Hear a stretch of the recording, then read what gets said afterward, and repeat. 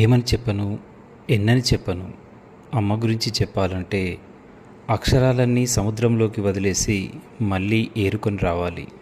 సముద్రంలోని నీటినంతా ఎలా తాకలేమో అమ్మ ప్రేమను కూడా అంతే మొత్తంగా ఎప్పటికీ తాకలేం. తను మన గురించి ఆలోచిస్తుందనే విషయం మనకు తెలిసేలోగానే ఒక్కోసారి దూరంగా వెళ్ళిపోతాం. తన పాలు తాగి తన గుండెల్నే తన్నుతున్నా కానీ ఎంతో ప్రేమగా చిన్నగా నవ్వుతుంది కదూ అమ్మ. ఒక ముద్ద తినడని మారాం చేస్తూ ఉంటే అబద్ధాలు చెప్పైనా కానీ మన కడుపు నింపుతుంది కదూ అమ్మ.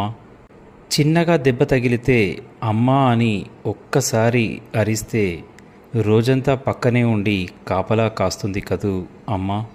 చదువు మాయలో పడి దూరంగా హాస్టల్కు వెళ్ళాల్సి వస్తే రాలే కన్నీటిని గుండెల్లోనే దాచుకొని ధైర్యాన్ని చెబుతుంది కదూ అమ్మ.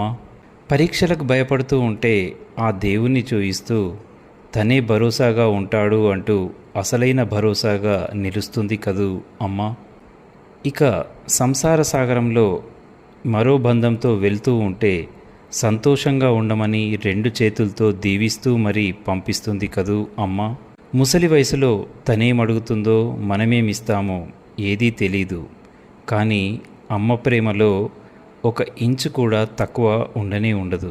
సముద్రంలోని ఉప్పులాగే తన ప్రేమలో కూడా మన మీద ఎన్నటికీ అనురాగం తగ్గనే తగ్గదు. ఆ సముద్రంలోని ఉప్పులాగే మనం కూడా అమ్మకు రుణపడే ఉంటాం. ఆ సముద్రము ఇంకిపోదు, అమ్మలోని ప్రేమ కూడా తరిగిపోదు. అమ్మలందరికీ మాతృదినోత్సవ శుభాకాంక్షలు. Please subscribe Pawan stories.